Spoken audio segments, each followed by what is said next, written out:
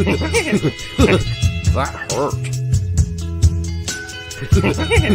I'm tuned in like crazy, and I'm pretending like I know what they're doing, and I'm, Articulate and intelligent. Greg's a bitch. That's all. I find them offensive as hell. I've never been a fan. Yeah, fuck that. Terrible! Bad! Not bad! Oh, pretty good. Okay. Decent. Fair. Great. I loved it. this sucks. Yeah, you really gotta wonder how the stuff gets made. Welcome to the Straight Red Card, the only show whose theme music was written by one member of the show. Not Brett. Actually, got to give Josh Seib credit for that too. He's playing on that song too, playing the bass, I believe. Anyhow, and one of the two guitars. Great stuff. We were a real pair back in the days, as far as writing goes. Anyhow, look it up. Headless Horseman is a Preacher. Great album by Brando. Rated very highly back in its day in 2001 when it came out. I believe Pitchfork even gave it like a 7.8, and that was huge at the time because Pitchfork was massive. Anyhow, I was in the top 50 for 3 months back then for college radio, which was cool. That was probably our biggest success. But anyhow, hey, speaking of bands, I had a band that was recommended to me today on YouTube called Descartes a Kant. Descartes. Oh, wow. A Kant. I think it was done on purpose. No, I mean, they obviously did that. I mean, Descartes is the guy who said, I think, therefore I am, right? Philosopher. And so they're putting Descartes a Kant, Kant being Immanuel Kant, also a famous philosopher. And they just sort of mix those two guys together to come up with the name of their band. And it sounds dirty, right? Descartes a Kant. Pretty cool. Kant is K-A-N-T for anyone who wasn't aware. But I think they're both worth reading. So check them out when you get a chance. I feel extremely serious today. It's kind of odd. Oh, no. I got some smooth that'll make you a little more jovial, a little happier. Yeah, I probably should have hung out with pep in your step. I think I just didn't hang out with Jenny Chris tonight. So, whenever I don't hang out with Jenny, things are just a little less, floaty in the brain. The turd in the background says, welcome to the Straight Red Card, the only soccer show that puts the word jizz in their title. Our Yanks abroad were great. My wife went abroad and jerked off some guys. They came after 11 Yanks. So 12 Yanks, huh? Yeah. You notice when I made that joke to Pete, he was like, just cracked a smile. He didn't really laugh at it. It's like, good one, Derek. I haven't heard that one before. Like you haven't already made that joke to me personally on text 1,000 times. Thank you, Derek. All right. Kevin Paulette says, what is up, gents? I am closer to you guys today and in your old stomping grounds. I am in Bloomington, Indiana for a conference. No shit. Hey, while you're there, notice all the goddamn, 10-story apartment buildings that have been built in the last decade. It's kind of pathetic, actually. But hey, what are you going to do? I know what I did. I moved. Thank you, Kevin, for letting us know you're closer. That way, if you donate tonight, Brett won't have to drive that far. Larry the Lobster, a.k.a. the Prophet. Okay. Well, everybody has their own cross to bear, I guess, Larry. And we know what yours is. I am alive, says Senor River. Senor River. I did indeed jizz my pants this weekend. All right. Well, that was kind of the question I had. How good was it this weekend, right? It was pretty damn good. Oh, by the way, I also wanted to, I looked up some stuff because we had that argument over Beckham, right? Mm-hmm. Beckham's opening game in his first season had 47,000 people there. Okay. Well, it's not fair because their stadium's so small, but Miami, Messi's debuts, neither of them were full, the stadium. Neither one. There were empty seats. There's an article written by The Athletic in July 2023. The headline is something about Messi's debut had empty seats, or a second game had empty seats. Now, that doesn't prove anything, right? But I will say, averaging over his first 5 games, Beckham averaged 37.6K. All right. And from what I can gather, just going match to match to match, Messi's average is around 20K. Now, again, that doesn't prove anything. My only point was that Beckham was huge. Like when Beckham came, we all came, right? We all came with him, right? We all jizzed in our pants because it's such a huge move. I will tell you, Derek, that I had spent a whole 5 minutes doing research before I said, fuck, what the fuck am I doing with my life?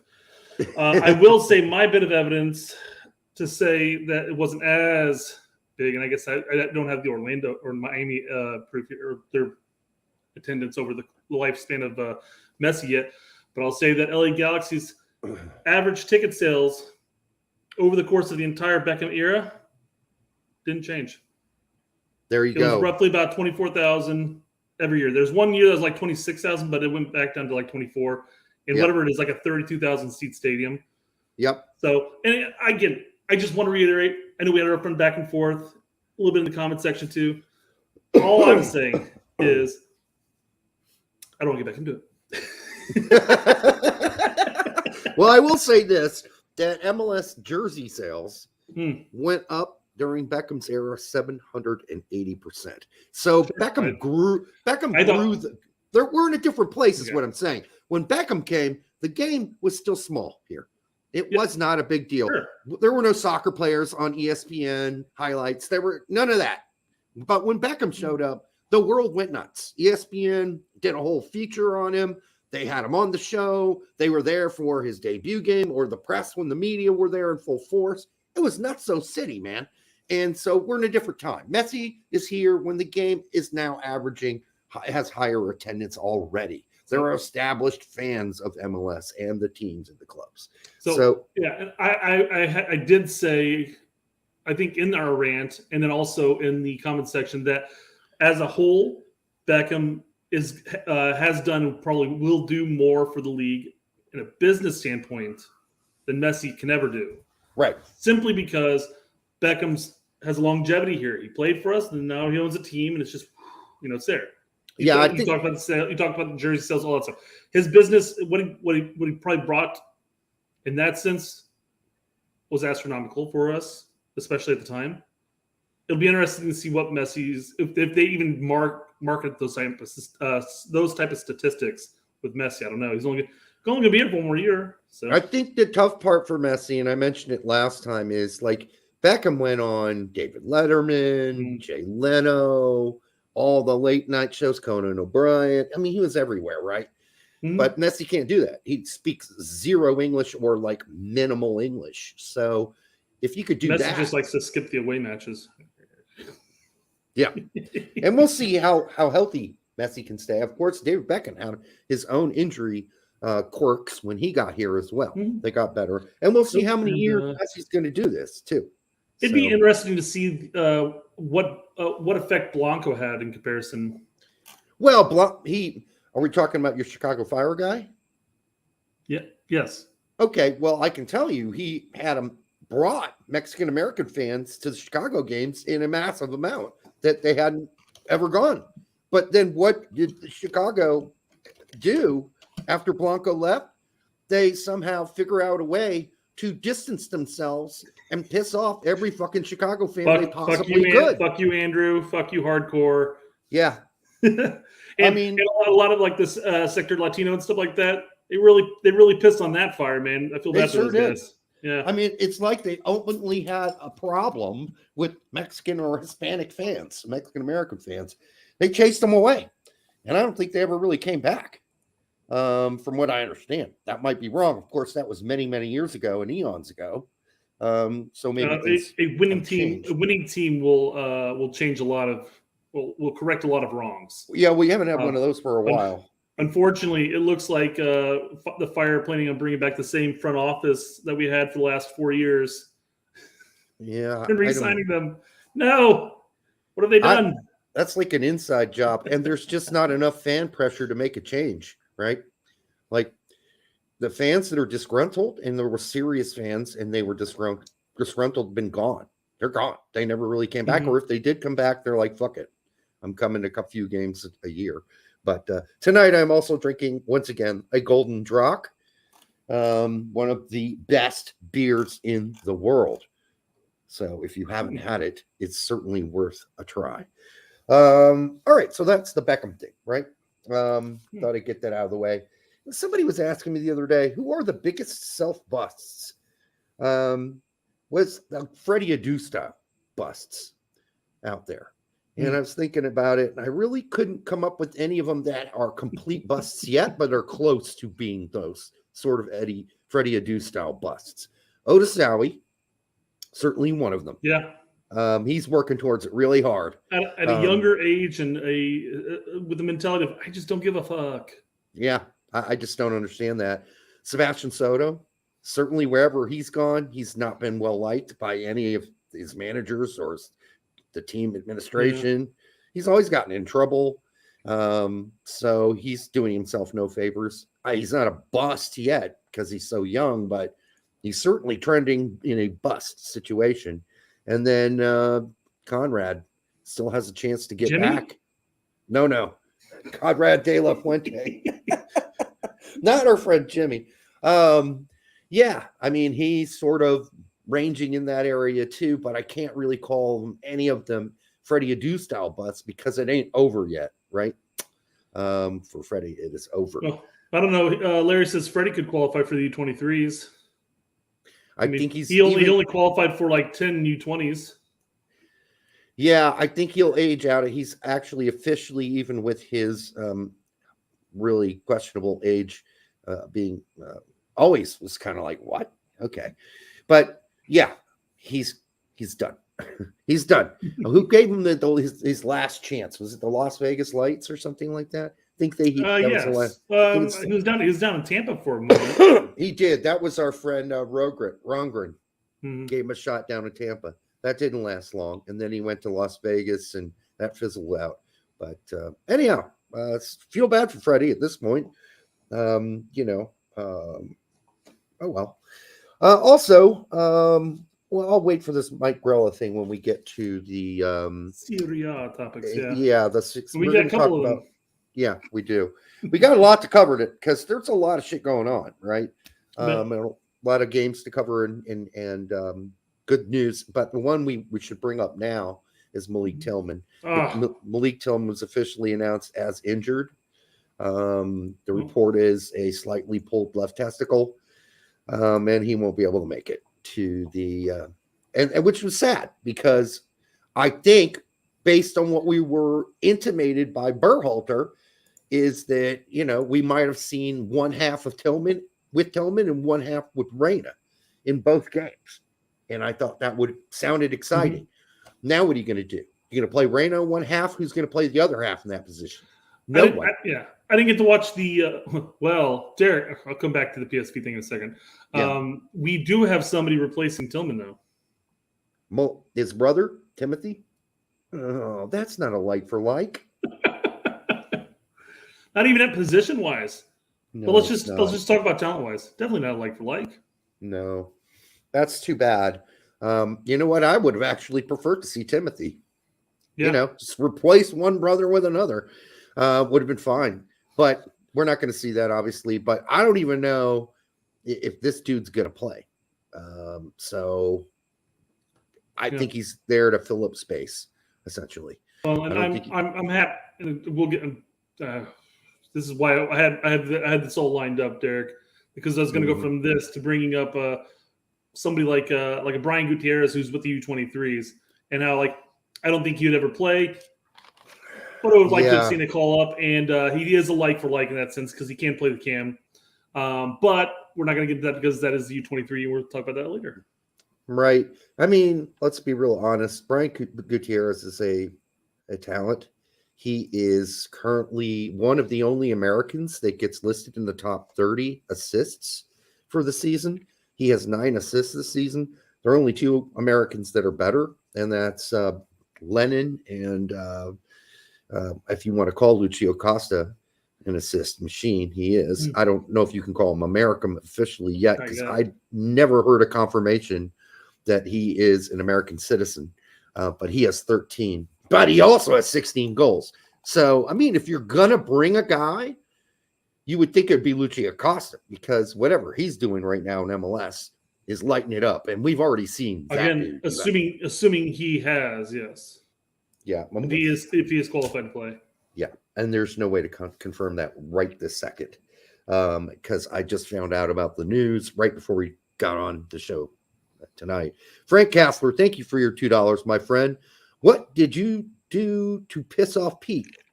I don't think we pissed off Pete. Is this in reference to the 11 Yanks joke that he didn't find overly amusing?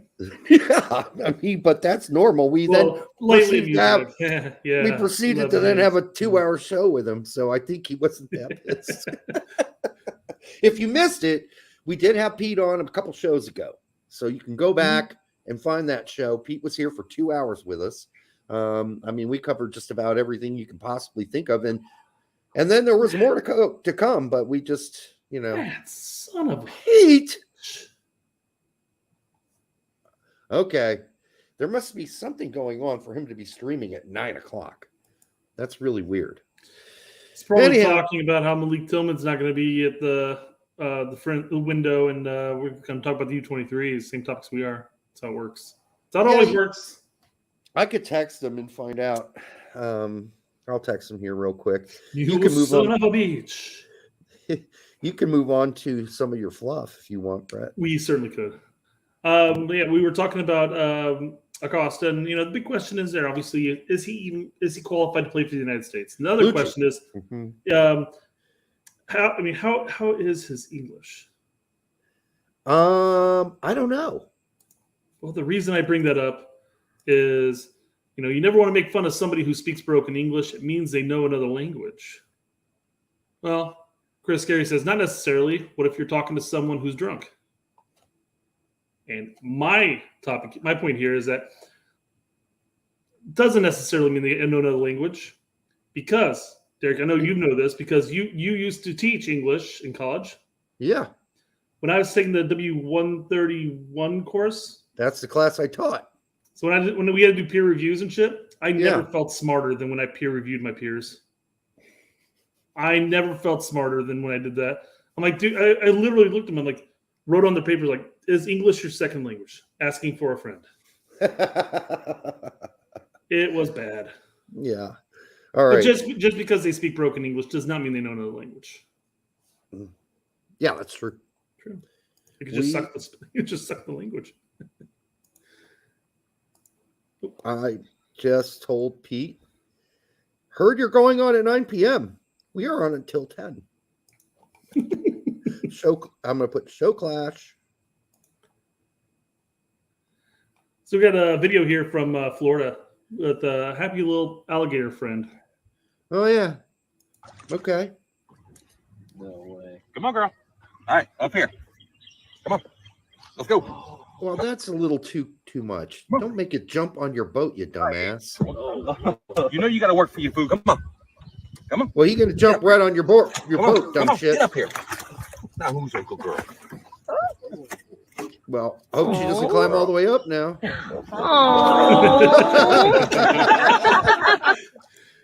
Gave a little smile and then went back in the water. Get the fuck out of here. That's just not normal. No, it's not. He must know this alligator, right? Has to be. He's there feeding it every day. It's probably on his lake. They go. The alligator takes him by the leg, takes him down the bottom, tosses him around a bit, for fun. Usual. But the problem with doing videos like that and showing people, alligators are fun-loving creatures. Yeah, that's not good for everybody else because they're not. So stuff like this happens. Same state, I imagine. I imagine it has to be the same state. Florida? I imagine. Yeah. Yeah. Looking like a true survivor. Feeling like a little kid. What the? Okay. What is he doing? Dancing with it? Trying to punch him in the nose. That's But, weird. I wonder- I feel like this is the same situation. They saw that video, like, oh, we're gonna call an alligator up here, and the alligator comes all the way up there. He's like, oh fuck, what are we yeah. gonna do here? I don't know, man. That's just unhealthy. It's unhealthy behavior, and you could lose a hand, or an arm, or a foot. Florida folk don't care. Listen. I am not as afraid of alligators as I am sharks, but I ain't jumping in anything with alligators in it either. I'm not swimming in anything with alligators or crocodiles. Absolutely. Boxing a gator, the most Florida thing ever. So true. So true. Well, All right. Well, yeah, I mean, nature's an absolutely glorious thing. Yeah, you know, it's it's just an amazing thing. And I know you've already seen this picture, but it leads right up into more nature stuff. Okay. 'Tis the season, you know. It's Halloween. Oh, did you see We my got some reply? pumpkins here. Yeah, yeah, I did see your reply. Hope Solo close up. Ugh. But if anybody's not seen those, I'm sure they're still somewhere on the web. I'm just warning you, if you go see them, there's some really brutal close-ups. Yeah, I mean, it's not something I don't know. Years before that, I always thought Hope Solo was pretty hot, but those photos, I don't know. Can't put the toothpaste back in the. No, you can't. Can't You put it back can't. in. They're just not very sexy. Those photos. They're just not. They're not sexy. I mean, ugh. Okay, still gives me the shimmies. Ugh. All right. Well, you know, goal Is that it? celebration. Well, no. I mean, Okay. having seen the pumpkin, Mhm. having seen the pumpkin, I found a goal celebration to go along with that. Okay. You know, like, the TVs have, all the TVs, they have these celebrations that they post on Twitters when somebody scores a goal, but they don't actually show the goal. They just show something that the player does. Not really. You don't go on the Twitters during game time? Not really. Oh. Well, they post these things, Hmm. and I don't know what team this is, but who cares? There you go. It's Guadalajara. Guadalajara. Well, that's a unique color for them, I guess.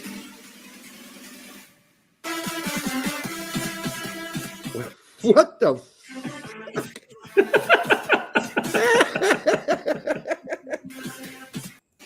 And that's officially from the team. Yeah. They give no fucks in Mexico. They just give no fucks. They don't care in Mexico. They're like, fuck it, we're gonna do it. We don't care. All what these anybody European else teams are says. doing this. Why don't we do our own version of this? Okay, Pete just wrote me back. I He's don't know who this is. pushing his show back till 10 o'clock. Thank you guys for whoever alerted us. He forgot that we had a show tonight, even though we do it every Monday. Let me give him a thumbs up on that way. Jose Lopez says, I come in, first thing I see, great. I'm sure you're talking about the pumpkin, right? Probably just now getting to the celebration. Nope, he's saying it's a Spanish team. It's a Spanish team. Could be. I just don't know why. I don't know. I didn't know there was a Guadalajara in Spain as well. It's shit on me. Spain is a country I have driven through. I have never stopped. I driven through there to get to Portugal. So I guess I'll have to apologize to all Spanish people because I didn't know there was a Guadalajara. Oh, it makes sense. I guess that there'd be one in Spain. I mean, look, all the cities that we have, New York, a lot of our cities are named after other cities, right? In France and England. So there you go. Derek, I want to incorporate two of your favorite things into this last bit of fluff. Oh, it's got to be transfer news. Wow, I can really see it when I do the close up on the. All right, Derek. You ready? Your favorite? Not that. No. Oh, okay. Your two favorite things is architecture. You like architecture a lot. I love I would say an architectural geek. Yes. And online memes. Pretty good with those. Not bad. Not bad. Not great. Do you see it? I see a smiley face. Yes. And the eyes. It looks so much more obvious looking at the small screen than does actually looking at the whole photo. But what character? I mean, that character represents something, though, right? Yeah. That character, I can't remember who uses that for their YouTube identification, but somebody does. I think it's political in nature. God, the small looking at it in the small picture, it is clear as fucking day. But when you look at the actual photo itself, it's not as obvious. I noticed it right away. Yeah, absolutely right away. It's on the smaller photo. It looks so obvious. Yeah. Like I wish you could see what I'm seeing. It's even more clear cut than probably what you're looking at. But yeah, I mean that's astonishing. The first thing I noticed too. Well, this photo is taken with an orb camera. Yeah, absolutely. Or a circular camera.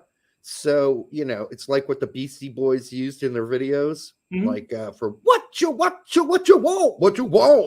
It's kind of that effect. They did on one. A lot of the ones that they're out and about. Yeah. A lot of the ones around about is sort of like that. Right. So, yeah, they got a crazy picture there. That's just insane. I wonder how much it was manipulated or if it seriously looks that close to. Well, I mean, all you have to do is find the eyes at first, and then that guard's there, and that guard's obviously it's going to be a straight guard, but with that camera lens, obviously you can warp it and make it look different. So what else do they call? There's another name, fisheye lens. Fisheye lens, yeah. There's so many different terms for it. All right, that was weird. It was, but I like to bring in a language, which is your shtick, and now we did some architecture. So this has been the Derek fluffing day. You're hitting them out of the park. This little baseball analogy for some of you. We don't ever talk about baseball here because baseball sucks. I'm sorry. I used to watch it. Look away. 80s and the 90s, but I can't bring, especially whoever made the playoffs this season. Usually, if people are saying that it's AI. Just ruin it for me, guys. I can't not tell anymore these days. AI generated. Huh. Yeah. Interesting. The fuck? Kind of creepy. Why would someone put it in there? What they put in there to generate that? Why would you do that? Online troll face, city architecture. I don't know. Anyhow, we learn every night that we come on this show. So thank you for keeping us informed. Yeah. All right. Speaking of intergalactic planetary, do you have some transfer news? Yes, get ready. Oh, hold on. All right, I'm ready. Transfer news. Everybody loves that transfer news. But me. God damn it. Yeah. A little effect there at the end. Yeah, it didn't let me enter immediately. I need to have the actual transfer news up when that comes up. So that way when it finishes, it's already up here.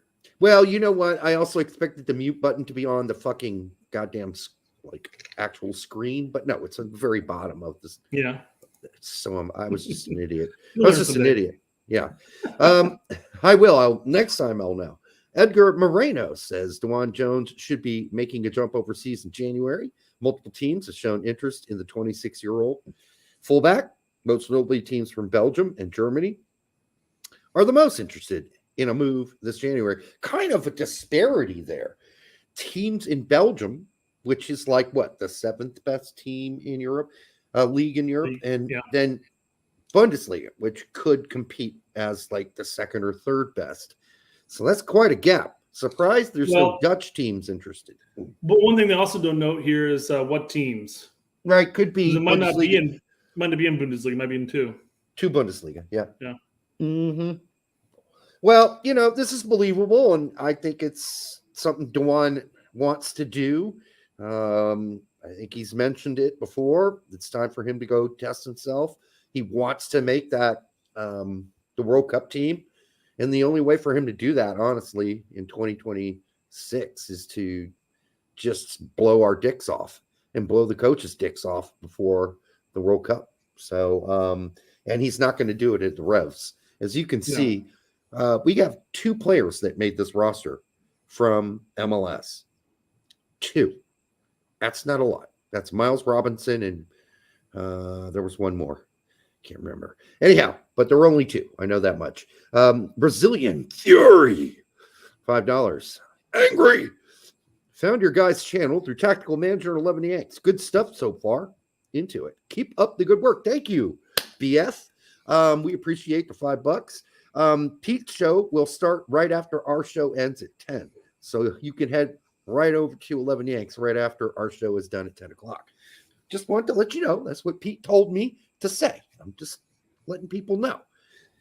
He's moving his show. So I know during that super chat, I did the rock on, Yeah.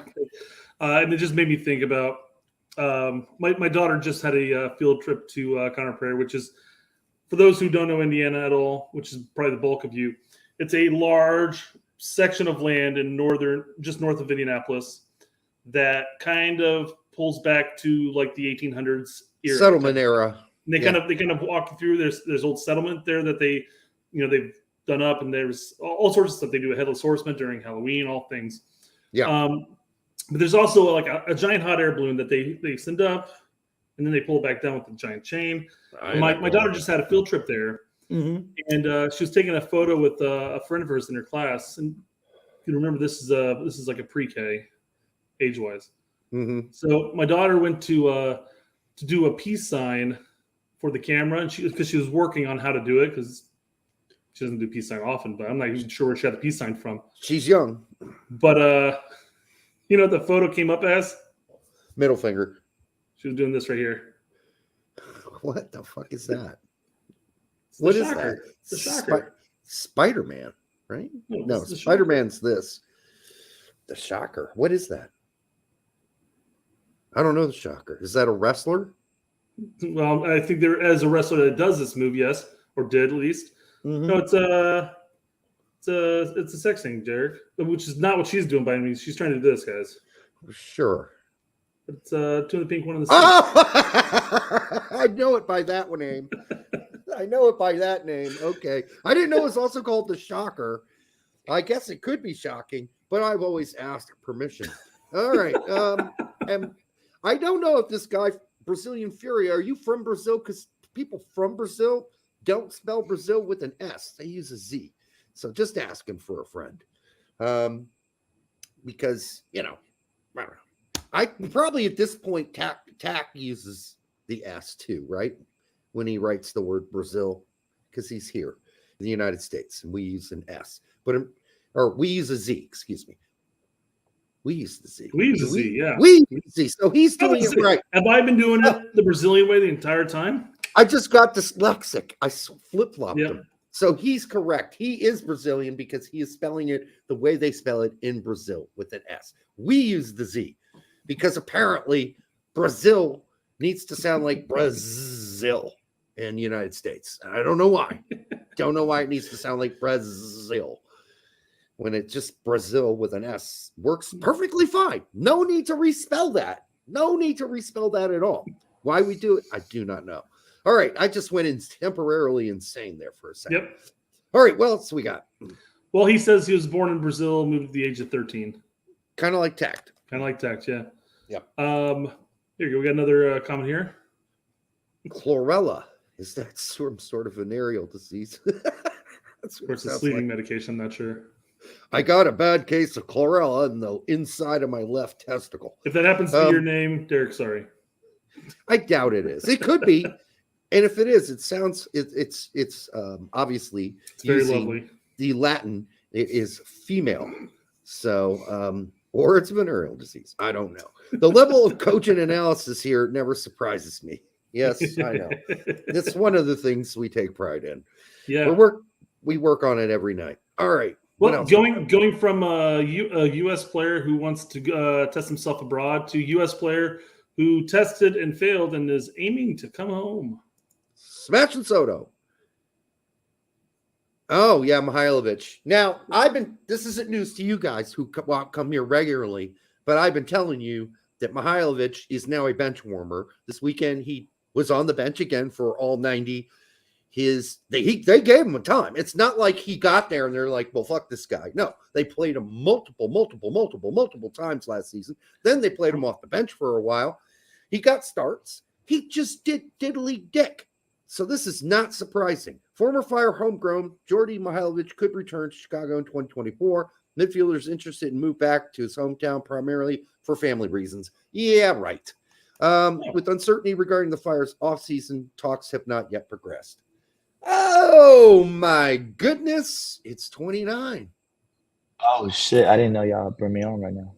I was waiting for I was waiting for so long. I just all of a sudden thought about it. I'm like, maybe I should scroll down to see if Diego's here. No, There he is. I'm glad y'all forgot about me. I've been waiting here since fucking Jurgen Klinsmann was the coach. I've been back here. holy fucking shit. Well, Tickle Tits here didn't even tell me you were here. Nope, I wanted to be a surprise. Thanks for the new nickname. I was literally just chilling in the studio for like a minute. I was even like saying hello, like I'm here. No, I when you sent me the message saying that the browser you had doesn't support streaming. Yeah, I had to download Google Chrome. Yeah, I just assumed at that point you were like, oh well, next time maybe. No. No, but I will. I'm inviting myself on Monday. The day before Ghana. Obviously, It'll be 2 days after Germany, so you have that to talk about. Right. And I'm gonna bring a special friend on. So live from Nashville on Monday night. I'm gonna bring on a special friend with me. So y'all go ahead and book that. Okay. Somebody gonna be on the straight red card. I haven't decided who I'm gonna bring. I might bring the boy Gio. I might bring Balo. I don't know. I'm like, I don't know. We're gonna see who I decide to hang out with on Monday night. I'm gonna just say, yo, we got on this podcast. I know who it's not gonna be. It's not gonna be Christian Pulisic. Hey, I don't know. Christian might be in a good mood on Monday. Listen, he's had 23 players come after me. I got 23 players to decide on, so we'll see who I bring on Monday. I love it, man. We're doing it though. Next Monday, we're gonna be here. We're gonna bring a player on. That's on the straight car. We just fuck it. Let's show some love. I think I just did the theme of the show. I just jizzed in my pants. All right. That's very exciting. Thank you, 29, Diego. Of course. We appreciate it. Hey, you got any feedback on this whole Mihailovic thing? Oh, y'all know I'm not a fan of him. So I mean, you know why? You know why I'm not a fan of him though? Because he didn't grab the bull by the horns when he had a chance. And shout out Alex. But Alex put some crazy standards on Jordy, and I guess that's his homie, that's his friend, Chicago. I get it, but Calabrese really put some crazy hype on him. And so I took Calabrese for his word, and I thought Jordy was a good player. He was once. And so I took Alex for his word, and then he underperformed. And prior to him underperforming, based on a couple appearances in the Netherlands, Alex was saying that Jordy should be the direct rival to Gio for that 10 spot, and he could probably overthrow him because Gio's never fit, and so I was like, all right, and that's cool. That's your boy. It's like me and Weston. Like, I'm always going to say Weston should always be starting, but Weston's proved that, right? Exactly. But Jordy's like, okay, it's a lot of game. It's a lot of bark from Alex about his boy. Right. And then he fucking laid an egg in the Gold Cup with the C team where he should have stood out. And after that, I'm just like, I'm sorry, but this kid's not good. Like, he's not good. Oddly enough, players laying a golden egg in the Gold Cup doesn't stop you from being called backup. Yes. Well, not even a backup, because right now it's Gio and Malik. So yeah, no. Yeah, but Malik's not coming, and so now. And before that, we got Taylor Booth, we got Zendejas, we got Brennan as a 10, we got Chris. It's just so many options right now. It's so many options before I even consider putting Jordy with the 18. So many fucking options. Well, Jordy hasn't done anything to warrant an 18 call. No. My comment about that was that you could still have a player lay a goose egg in the Gold Cup like Zendejas, but he still gets called back up.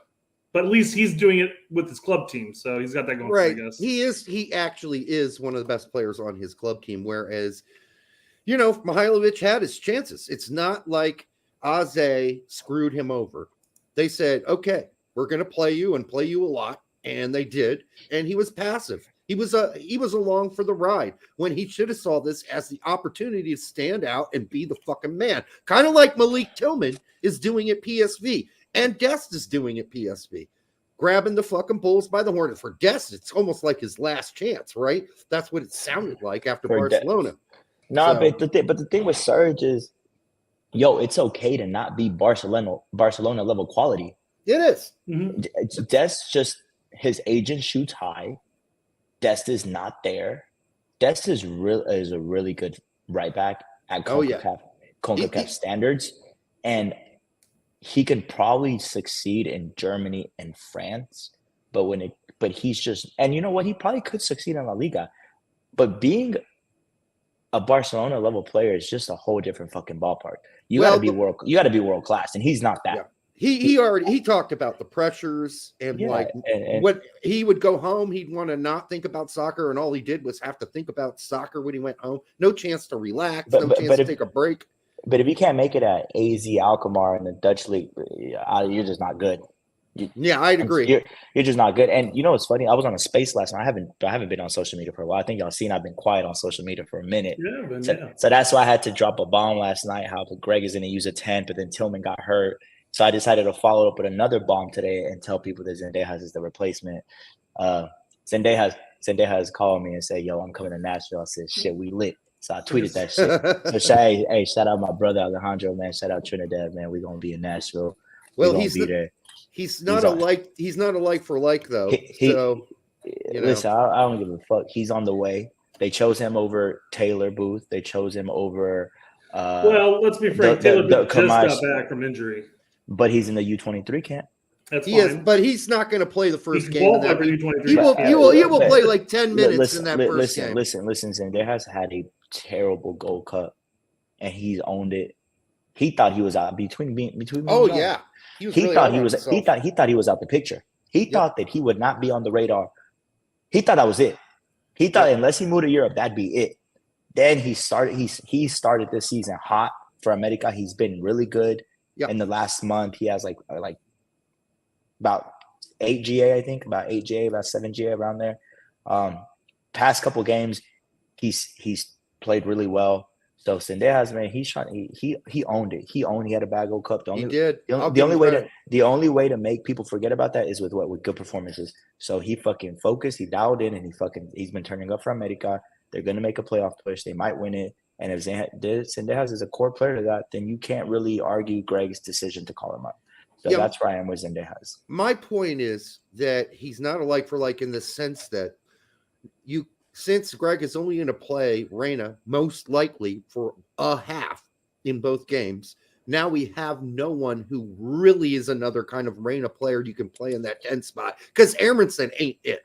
So that's it. It's you can play Aronson there as a 10 if you're winning 2-0 and you need somebody to defend and you can throw him in the midfield. But we're not going to be beating Germany 2-0. No. But you don't start the game with Brendan as a 10. It doesn't. Oh, no, not even close. It doesn't do it. Not the way Aronson's playing right now for Hertha Berlin. Well, he's not even playing that bad. I just think he can't finish. Hertha Berlin. Well, he certainly can't finish. He's still given all the effort he always gives. Union Berlin. What did I say? Hertha. Not for fuck's sake. Anyhow, he's given all the effort that he always gives. The problem is it's almost like he's got the yips in golf. You know, when you have like a 4-foot putt and you miss it by a mile, or you got a 2-foot putt, you can't even fucking make that. That's where Aronson's at. He missed a fucking sitter of a header the week before. This weekend, he fucking missed another sitter, and it's just eating at him. I can tell it's eating at him. So hopefully, and I keep hoping this. I keep hoping, he gets off gets off the snide and scores just a goal. I think it's all he needs for his confidence to go back up, but he can't get one. And the problem is he's running out of time at Union Berlin. Because what are you gonna do when you go back to Leeds next summer? Yeah, he doesn't want to be there. I don't think they really fancy him at this point. He was Bielsa's guy. He was Jesse's guy. I don't think this new coach has any plans for him. So It's what do you do? I said on the space the other day, I think Brendan Aronson's peak is the Dutch league. I think he would be a really solid player there, and that's okay. As an American, I said either the last Thursday or Monday show. I think it was Mondays with Pete's, where I was like, it's okay that some of our players aren't playing for the top echelon of all of the top leagues. That's okay. Sometimes it's best just to have a player who's brimming with confidence. And Brendan was never better than when he was with Salzburg. Austria. Once he left Austria, his confidence went to the shitter, and it just wasn't quite. It wasn't quite as what he was. He started that Premier League campaign under He Jet. did. Really good. Yep. He had a couple goals. He had a couple plays, but then after that, he's been very stagnant. Downward. It happened at Leeds because after the great start at Leeds, and everybody was like, "Oh yeah." He had a good start. But once they started losing, and he wasn't doing that anymore, then it started to slowly pile on, and the confidence slowly started to erode, and then assists he should have got were completely blown by we all know who. And that one you can't blame on him though, right? Because he was. If you look at the numbers, he was creating chances for Leeds. Mm-hmm. Yeah, but with Brendan, I'm not giving up on Brendan yet, but I give him till about Copa America. I think he has this year under. I don't think he's going to get dropped this year, like as in this cycle, the 2025 cycle, not the World Cup. Right. If it doesn't get better by the summer, then I think he's done with the national team. I do, but I'm not going to say he's done right now. I guess Greg really appreciates him. The big question, I was going to say, the big question there is who overtakes him. Honestly, they're saying his brother. Yeah, he is getting some playing time. Yeah. Well, he's not recently. The last two games, he and Chandler held hands on the bench the whole 90. So, I don't know. It could be Paxton, but Paxton's going to have to start playing again for Frankfurt. And by the way, the last time he did get playing time, Paxton kind of disappeared as well. So, and that's the thing. Brendan doesn't disappear because he's all over the goddamn field. But he doesn't make that difference in the last third. And if he can just get something to go in for him, whether it be an assist or a goal, he might click. Something might click because he's close. He's just choking. That's what I call it, choking right now, because he's putting all the pressure on himself because he knows it's a problem. It's not just we saying it. He knows it's an issue for him. Yeah, I mean, you got Paredes coming up through the woodwork. That's who probably replaces him, right? Yeah, I would say that's possible. But who's the fourth winger at that point? I don't think you don't need four wingers. Oh wait, you're talking about both sides. I thought you meant on one side. Yeah. You got Christian, Timothy, Christian, Kevin, Weah, and then Paredes. Let's just say Kevin's in a probably. They like Kevin. Greg, he really impressed Greg in training in September camp. That's what I heard. So Kevin's gonna be logged as long as Kevin keeps getting playing time in Germany and keeps doing his thing. Kevin's probably gonna be a lock for this cycle. He's the new kid coming in. So the opposite side, I don't know. I mean, Taylor Booth, he sees Taylor as a right wing, but Taylor can't stay fit. So that is a big problem. Zach is starting to see more and more playing time too. He did. Not saying he's a contender by any means, but I'm just saying he's making a step forward in the right direction. He played a lot more the weekend before. This weekend, he got like the last 3 minutes for volunteer. Nearly had a goal. No. Taylor only played 30 minutes. Zach played a 20, 30 minutes. No, that was the weekend before. No, they played each other this past weekend, right? No, that was the weekend before. Okay, that weekend, my bad. Zach came in like the 82nd minute this week. Yeah, okay. I saw the game. I saw the game last week where they played each other, but Taylor didn't play. Yeah. It's like as far as the overall creator in the heart and soul of this team, which is Reina, there's really no like for like, but the closest like for like replacement for him would have been Malik Tillman. That's all I'm saying. Yep. So I think at some point we play one half and a 4-2-3-1. We play in another half, whatever half. Well, Reina's not in as a 4-3-3. We go back to that. The reason that this tweet you have pinned up right here is probably not going to happen anymore is because he doesn't think Gio is fully ready. So he's not going to – Gio's probably not going to start. So it's probably going to be 4-3-3. But if Tillman was in the picture, then it would have been Eunice, Weston, Tillman. But it sounds – so go, Derek. I was just going to say, but it sounds like what he's saying, and he's comparing it a lot to what he did with Flo. Yep. He's giving Reina 45, regardless. He's getting a half. But it's going to be the second half. Yes. Okay. So, I guess my argument against that, and this may be me looking too much into it, But if you have a guy that just came off of an injury, he hasn't really played much of any time. He's got a little bit of time now, and you wanted to test him. I would almost test him in the first half. Let's just say, God forbid, I'm knocking on wood, by the way, he does, let's say, re-agitate something. You still make one sub, whereas if you sub him in the second half, you re-agitate something, you've got to burn another sub on him. That's just my thought process. No, I like that thought process. It's smart. So you put him on when you can still replace him. And you're hoping that doesn't happen. Yeah, For Christ's 100%, sake, yes. Let's hope not. I don't think it will. I think he's fine. Yeah. Greg doesn't think that. I think he should start, but Greg doesn't think that. So. Well, Greg thinks McKenzie has a fucking broken toe. So what do we know? He just got done playing this weekend in the midweek game. He has a broken toe. He's playing with a broken toe. I don't think he is. Someone just played 73 minutes, and did he leave injured? Who? Tillman. I don't think Tillman. I think he's injured now. He didn't get injured in training. They just started training today, so I don't really know. He played 73 minutes this past weekend and got subbed off. Did he go off injured by any chance? He might have a knock, and you know how those teams are, like PSV. He doesn't have any concerning damage to him. I think he got something agitated, and PSV didn't want to let him go. Right, they just want him to have 2 weeks of rest. Yeah, that's what they want. He's not actually like injured. They just prefer for him not to leave because he got a little agitating injury on, and that's why he got subbed out. But I read the report. He's not hurt. He's not injured. He could probably play if he wanted to, but they're not going to risk it. It's very clear to me, watching the last handful of PSV games and the last two games where he started, that he is a fucking starter on this team at PSV. He's going to start, and Dest is going to start every single fucking game this season because that coach loves those two guys. The guy who's kind of getting a little tittle fucked would be Pepe, because even when they're up in a game, he doesn't always get the full 20. Like De Jong will play the whole fucking game sometimes. You're like, okay, Pepe's not in a good situation. I mean, well, it's a good situation. The only reason it's worked out for Pepe is because PSV is fucking killing it right now. Yeah. So they be up 3-4-0, and he comes in and he'll add another goal, but he is not touching that starting position all year. De Jong will have to get injured. Yep. It's not going to happen for him, and you don't want that. You don't wish injury on someone just so you're exactly. Just it's like, don't wish injury on Luke just so Pepe can start. Don't do that. I want De Jong to go through a handful of really bad games. The PSV still wins, and then Pepe gets his chance.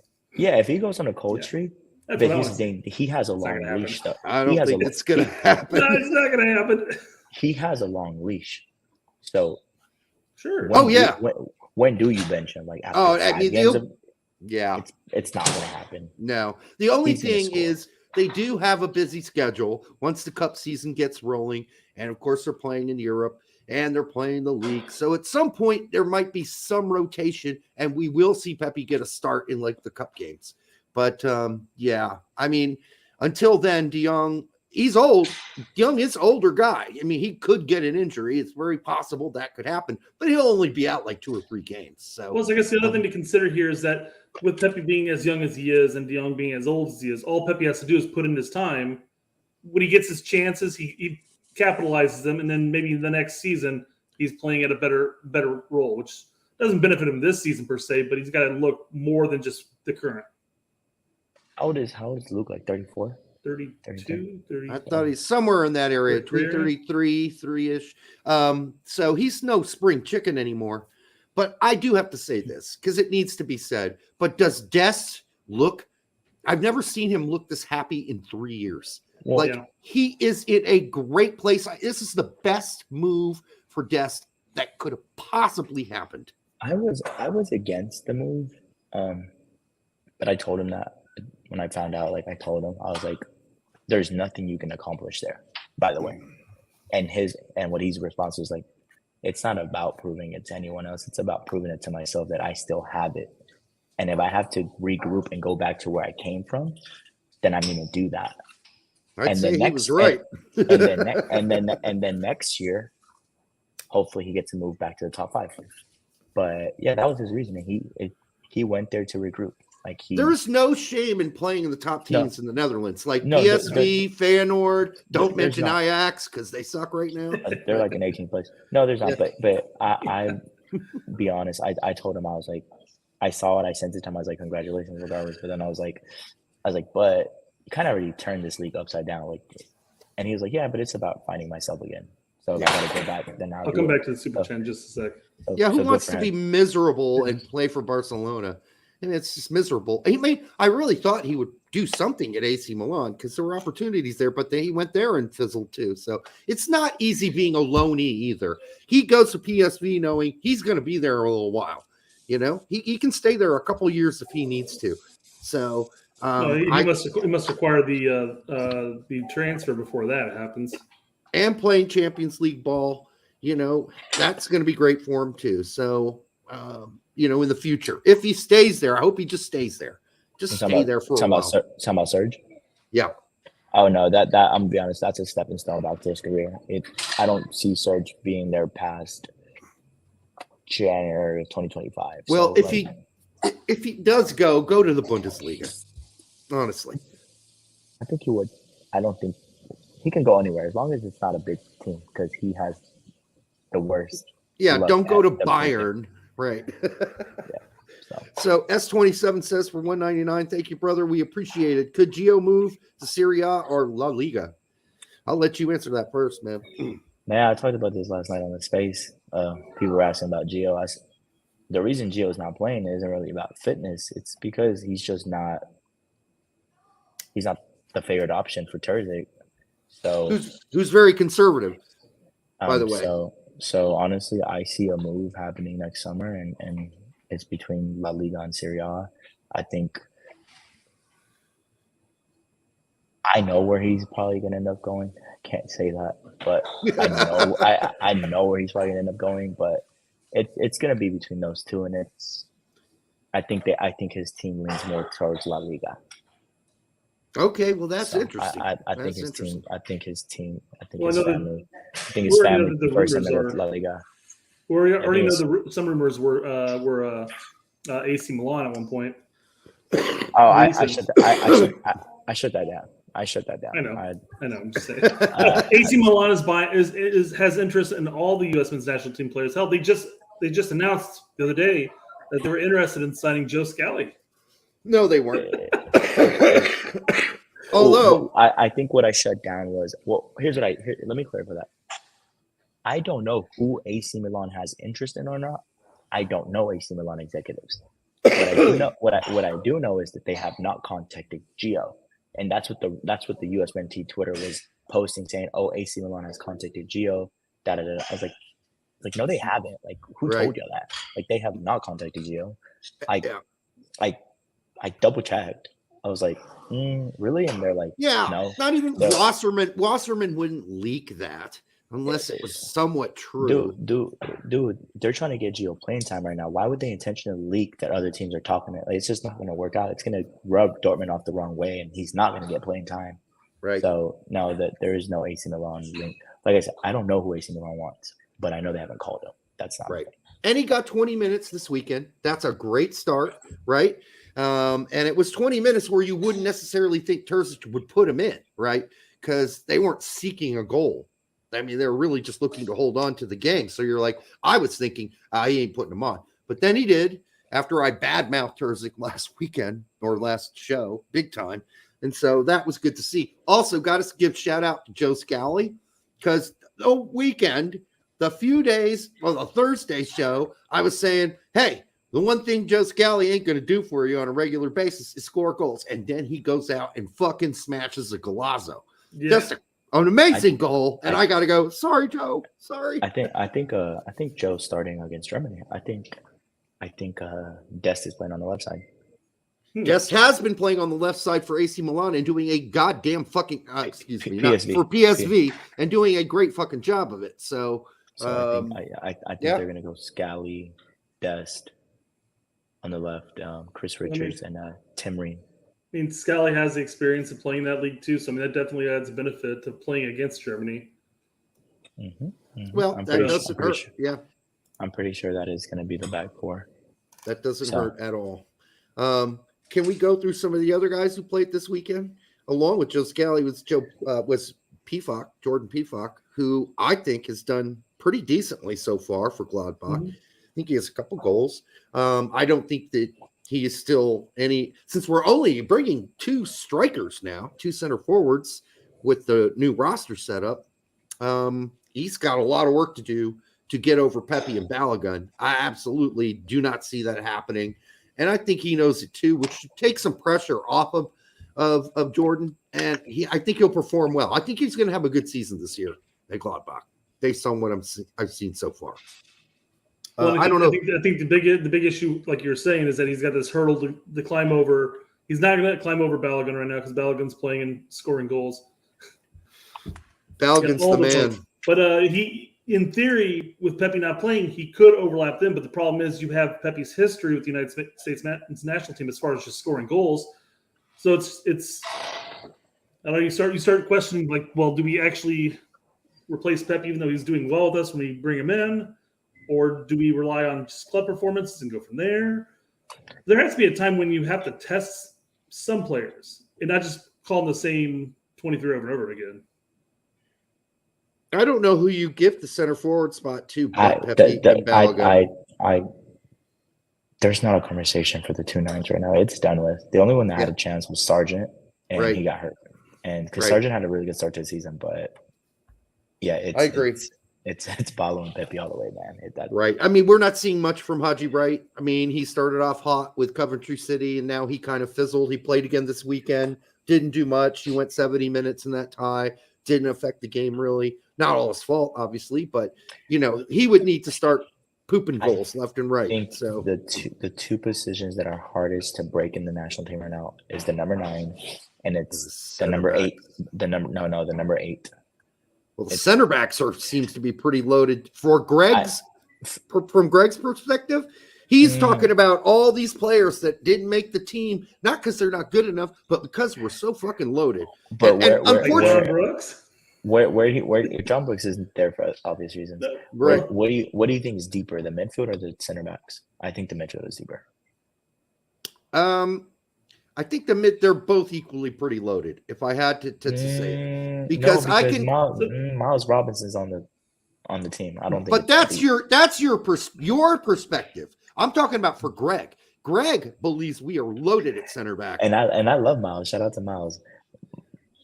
If that's one of your top 4 options, you're not loaded. I'm sorry. I would agree. I agree with you. But because Mark McKenzie is not that good. I'm sorry. He's not that good. Who's after him? The dude in France, Eric Palmer Brown. He's not France. He's in Greece now. Not that good. Not playing in Greece. Walker Zimmerman's he's about to retire. So again, like that. So what do you mean the center back position is deep? I don't think it's deep at all, because you're starting 2 center backs. One is 38, and the other one can't even get PT in the Premier League. So you're not that deep at center back. I am agreeing with you. I'm just going based on what Greg said in his interview yesterday or the day before that, whatever it was. But Trusty's decent. Trusty's a decent one, but he doesn't play much. He did play this past weekend, so shout out to Austin. He went 90, and he did not look bad at all. He was not the problem for Sheffield United. Sheffield United problems are way beyond Trusty. But I would expect after the injury to whatever his fuckface was that went down, I apologize, he got his ankle just smashed. I mean, it was disgusting to watch. I saw that. And to Diego's point, as far as the 8 being the loaded spot, and I guess it depends on how you're going to classify where people are playing, because the way I look is that if you're just the midfield in general, though.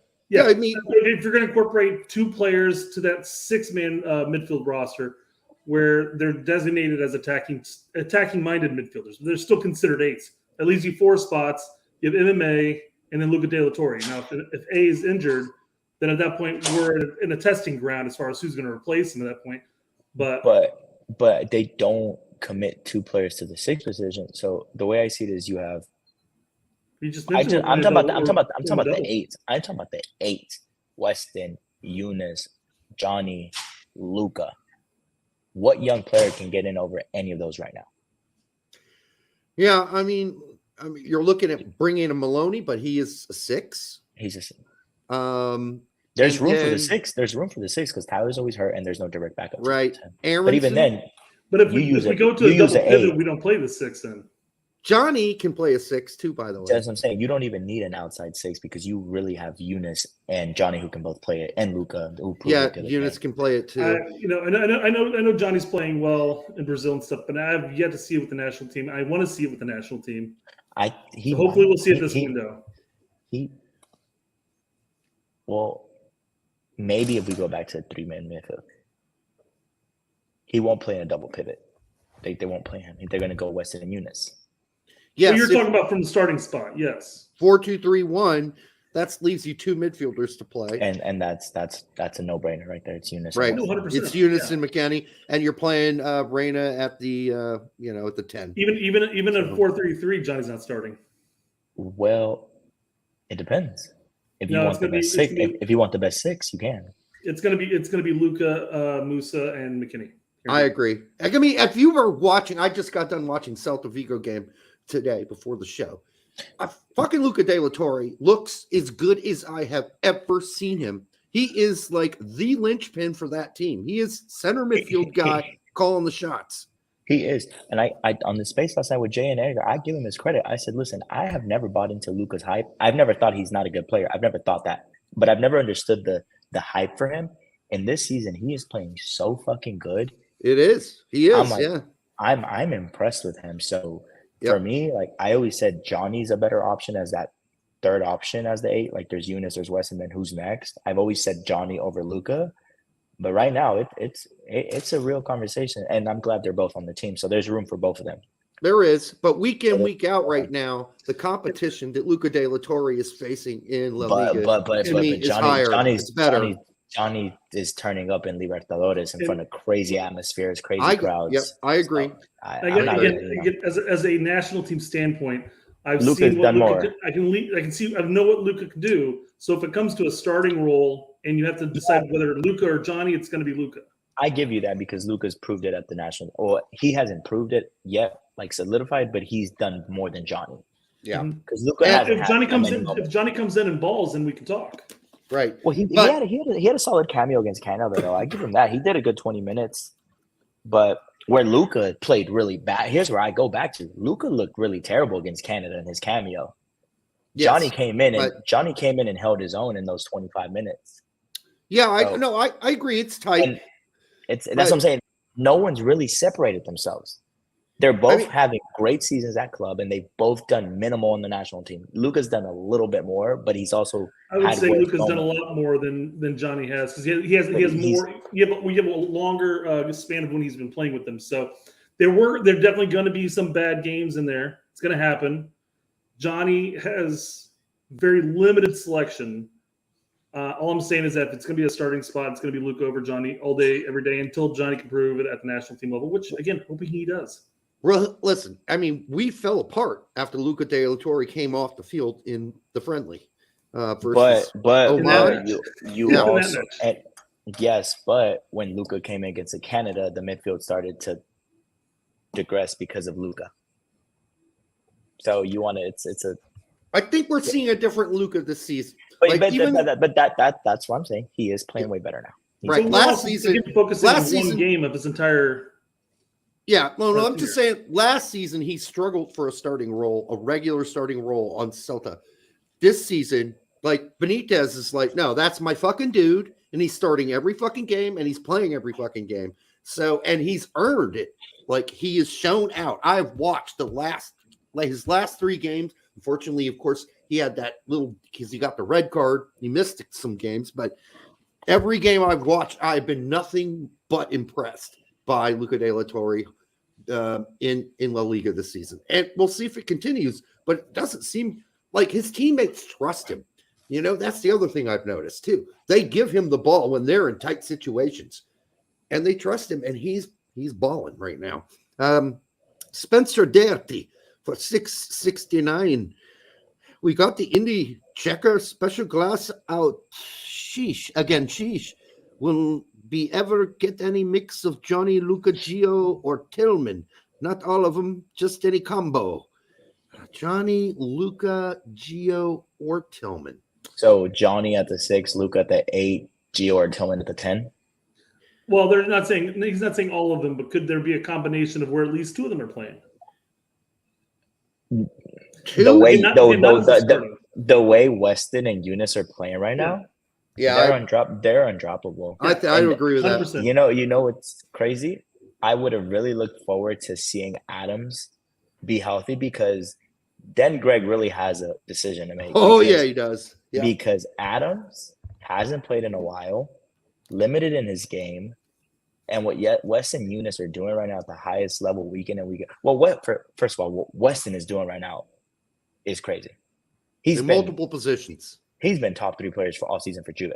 I agree. Eunice just started playing a bit more now because he wasn't playing nothing in the beginning of the season. He was getting no minutes. Now he's playing a bit more. He's proven himself. Those 2 players are undroppable. They're hot. Both of them. Unless you're going to go back to the MMA, which gets us nowhere. The question for Greg at that point would be: do you play Gio or do you play Adams? Yeah, So do you go MMA or do you play? Because you're not getting rid of MM. MM is solid. You can. The way West and Eunice are playing right now is you cannot drop them, and I don't care that Tyler was the captain.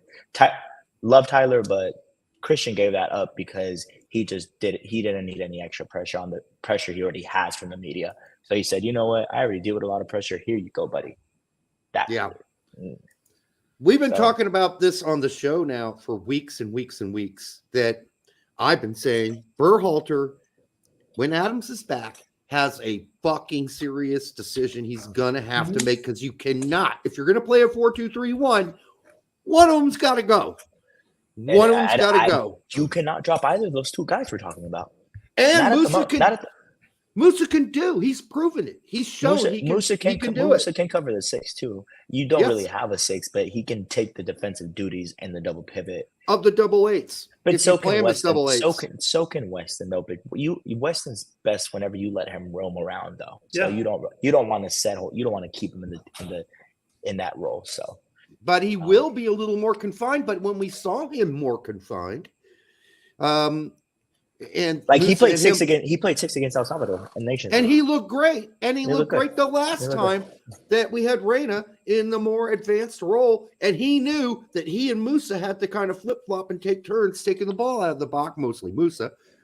They look great. They had an amazing understanding of each other. So, yeah. All right. So that's a great point to make. It's a point for the future. It's not the point for these friendlies, certainly, because there is no Adams, and we don't know when Adams is going to be back again because this injury looks pretty fucking serious. So referee Juan Luca Sacchi, or Saki, but I think it's Sacchi, will be suspended for a round after he refused to shake the hand of his assistant, De Monti, before the match between Lecce and Sassuolo. Why? What? So I'm bringing this up because, 1, this has been a fun topic for me all day today. But 2, we started talking about all the boys in Serie A, and I figured we can lump this into the conversation when we start talking about the AC Milan and Juventus games. But there's a video about it here. And has anybody seen this yet? I know Derek, you haven't. Diego, have you seen this? When is the ref? Yeah, it's a ref that's gotten suspended for not shaking hands with an assistant ref, apparently. You got beef? We really don't need the audio, so I'm just going to turn the audio off. But what's the fucking beef? So there he comes. He's coming down. He goes and shakes. And then shakes his hand. Hold on. He put his hand out there. So okay. So there's pause it when he gets there. Code note. He sees her. Puts his hand out. He puts his hand out. Yeah, but he sees her. And then he swoops it away. Her hand's not up yet. Her hand's not up yet. But play the video. Or inch it forward a little. No, he gave her a chance. So here's what everybody misses when they watch this video. All right, we're gonna go like this. Pause. Who's he shaking hands with? He's shaking hands with the captain of I forgot the name of this team right here. But that's whoever Lecce played. Sassuolo. So he's shaking hands with the captain of Sassuolo. And what does he do? He goes over to shake the other captain's hands, realizes the team's back, like a player, like they're moved back further, And then he's like, "You're not the captain." And he moves over to shake the other captain's hand. Oh, wrong person. See? So the guy got suspended for this. He got suspended for a match for this. He thought he was shaking hands with the captain. Yeah. That's why he did that. It's the dumbest thing in the world that if he's getting suspended for this. But did he have a comment?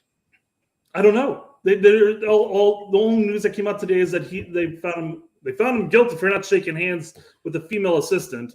All right. Well, that's what it looks like. But the thing is, obviously, they would have questioned him about it, And what would his excuse been? Like, oh yeah, I was trying to shake the captain's hands, not her hand. I already shaked her hand in the locker room, so I didn't need to do that again.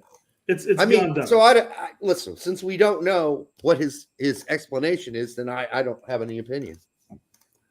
Well, I think the video speaks for itself. I don't think so, because she clearly, after he goes at her, she does reach for his hand. So I don't know. He's like, oh, well, I fucked up. So I went to the captain.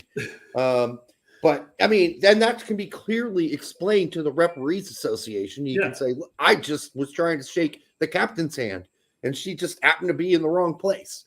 So, I mean, that seems like, if that's the case, then that's a ridiculous ban.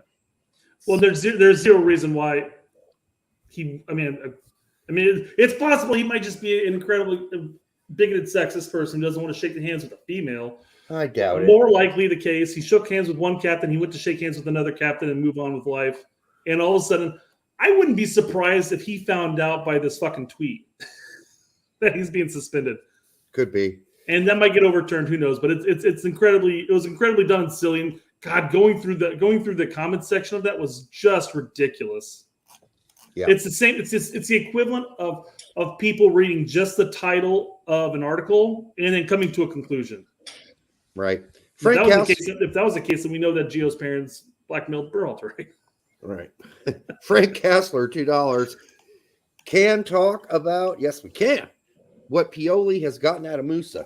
A lot more than what Valencia got out of him. That's for sure. Gattuso, was that his coach? Gattuso was his coach. Well, briefly, yeah. I thought he was playing him a lot and did okay when he played for him. Yeah, I know he was doing better under Gattuso than the guy that came in for Gattuso. Yeah.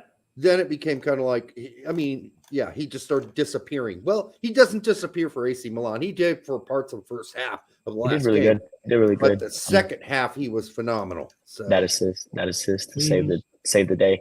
Yeah, that game was crazy. Giroud playing goalie. I know. That dude Giroud was ready to take that player's head off by any means. Yeah. Or get his head taken off in the process. Yeah, he was ready to fucking go all out that one. And I think it's funny that Giroud was wearing the goalkeeper's uniform. The jersey, my Did you hear what AC Milan is doing? On their merch page, they're actually putting a goalkeeper jersey for Giroud up there. Yeah. So I didn't get the situation. Did they have no subs left? They did. No, they had no subs left. Yeah. Okay. They were done. They were down to 10 men. So that was a bitch. Zach Toomer for $4.99. Thank you very much. Zach, first time donator here. Thoughts on 5-back formation with the attacking profile of our fullbacks and Weah playing right wing back, center back depth an issue maybe. I'm just going to tell you, Weah doesn't want to play right wing back. He wants to play winger. Well, he'll play it. Play it. But for Juve, it seems like he plays it. But besides that, I'm going to be honest. I'm going to be honest. Well, in this formation, the only way Weah gets playing time is at right wing back, because he's not going to play up top, because that's automatically Christian and Ballo. Can't play in the midfield. So he doesn't want to, but there's no other place for him to play in this formation besides right wing back. So he's going to have to accept it. In a back five. In a back five, there's no other. Yeah. It's always going to be Christian and Ballo or Christian and Pepe up top. Right. I don't see any reason we should ever play a back five.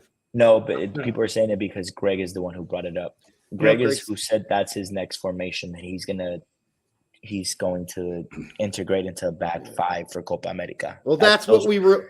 That's what we need. 3 of our center backs on the pitch. But no, for Copa America, I mean, what we have like 2 more windows before that. Well, that there's we can only incorporate there's only this month, and he's not going to do it tomorrow. He's not going to do it next week, and then there's November in Austin. Maybe you try it there, and then March the qualifying, the technical. November in Austin. Yeah, November's in Austin. Have they announced any games? Yes. It's who are they? They haven't. I don't think the teams have qualified to play the US yet, but it's between like a qualifying pool. Oh, is it Nations League? It's Nations League, yes. Okay. Yes. The I don't think. Correct me if I'm wrong. I don't think Somebody did announce it. I thought I saw it on Twitter today. I thought somebody had we mentioned the can look it up. teams. We can look it up. But I don't see any point of playing 3 of our center backs. Like, that's enough. 2's enough. Our center backs aren't so goddamn great that playing 3 of them gives us any necessary advantage. I'd rather see Weah play out wide where he is great. I don't want to see him play right wing back. And guess what? If we do play a back 5, it's still going to be Dest and Jedi playing left and right. I don't think you play Jedi. I mean, oh yeah, Jedi is a wing back. Yes, if we played a back 5, Jedi's still playing left back, wing back. I personally throw Jedi as a third center back before I throw him as a left wing back. I would throw Dest on the left side and play Timmy on the right side. That's just me. Anthony has a. I'm not saying Anthony is Kyle Walker by any means, but he has more similar profile of Kyle Walker, who's really a center back. Can I ask Kyle you Walker this? plays as a third center back with City when they play a back 5. Kyle Walker doesn't play fullback. 2 questions. So that's where I would put Jedi at. That's just me though. That's me. 2 questions. While watching Juve this season, have you A, had your dick blown off by Weah's play as a right wing back, or B, thought that Weah looked comfortable as a right wing back? I don't think either of those things are true. Let's not act like he's been terrible. Never. He's just not blowing anybody's dick off. No, he hasn't, and he got benched by Weston. So no. Yep. So Weston does a better job at right wing back than fucking Weah. And it's crazy because Weston does not have that athletic profile. So the big difference is that Weston actually plays the right wing back when he plays the right wing back. Where is Weah 90% of the game when he plays right wing back? It's not on the right. He actually pinches into the middle. He's almost up as high as their strikers most of the time. For one game. On defense, he comes back, but when the attack, he's rarely out wide like he would be as a wing for the United States or as Weston is for Juve. I would agree with that, Brett, except for that was one game that happened. Ooh. The next game that Weah played, he played much more traditional right wing. And he got told because there were several games earlier before that. That was the same situation. But when he started this weekend with Weston playing midfield, he played a much more traditional right wing back role. And because he's comfortable with Weston. And guess what? Juve didn't play no terrorist ball like they usually do. They played a comfortable 2-0 win. Grind out that 1-0 victory, 2-0 victories normally. Yeah. Yep. Of course, both of them played good, but not great. I would say most of the season, Weston's been great. He's been fabulous. So it was kind of weird seeing him play more of his midfield role and not have as big of an impact as he has had as a right wing back, because he has been a big impact for them as a right wing back this season. November 16th, 7:30 in Austin, Texas. Quarterfinal Nations League to be determined who. Okay. It's only one game that camp. It's just a quarterfinal for Nations. It's just quarterfinal for Nations League. That's it. Okay, so you have two windows. Some things to throw in. No, we have South Korea in November 13th. Oh, is that a friendly? Okay. No, shit, that's U17s. My bad. No. My bad. I only see Nations League. Do you want to look at the U23 lineup, Brett? I think we brought that. Well, I guess why don't we stick with the Yanks brought with the Serie A boys since we've been here. We already did Juve. We didn't touch Pulisic at all. We're already here. We did. They only played 20 minutes, and they scored. Musah played 90, but Christian came in late for 20 minutes and scored. And then there was the whole it's a handball thing. But frankly, I didn't think it was a handball. I've watched it and rewound it and watched it and slowed it down. It looks like it hits him in his chest and the shoulder, the right upper forearm, which, by the way, in the new rules from FIFA, is not a handball. The sleeve area, this sleeve area here, as you can see on this chart from, I think this is the original FIFA thing because it looks like a cartoon drawn by a 5-year-old. Yes, this is not any longer a handball. This shoulder part right down to the end of my shoulder, which would be about right here. And that's where it hits him. So I think they made the right call, but Mike Grella lost his shit on the actual live broadcast after the game going, oh man, that's the worst call I've ever seen. I'm like, I didn't see it. I did not see what you saw. I did not see a handball. And that, if you watch it in slow-mo, it never hits his hand, ever. There is no evidence it ever hits his hand. I've watched it a million times at this point, and it looks like an optical illusion, like it might have grazed his hand, but it clearly hits him in the chest, and that part in the green where it says no handball. So I think it was a perfectly legit goal. Wes Smith reiterates the point that Nations League is home and away. So there's going to be a home game in Austin, you said, and then there's will be an away game, but both teams will be to be determined. Yeah, they're still qualifying. It's still small teams. See, where is it? Here. He also goes on to talk about how basically the teams are going to be determined this window. As I'll tell you, that teams aren't determined yet. It's going to be those smaller nations. Well, they are, absolutely, yeah. Like Dest, by the way, I want to say that Pulisic looks so much happier. Mm-hmm. He is. At AC Milan. Very, very happy. He's better cuisine. I mean, better looking women, Well, I don't know why there was ever debates whether this was a bad move for him. I think that was stupid. That was just Landon Donovan. Don't listen to him. Yeah. No, there was a fan base saying like, "Oh, Chowisky or whatever his name is from Villarreal. That Chowisky guy's a bum." No, he's just a Landon Donovan cocksucker. It's nothing. Yeah. Other than that, if you thought that he needed to come to LA Galaxy first of all, that would have been a horrible move. Oh, that was terrible. Yeah, you got shit for brains. So this is a great move for him. It's worked out great. He gets to play with guys he used to play with at Chelsea, like Giroud, like Tomori. I mean, this is perfect. He gets to play with his teammate. Loftus-Cheeks don't even play.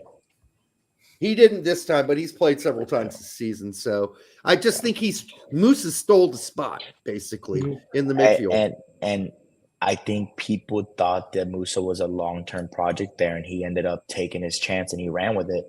And now the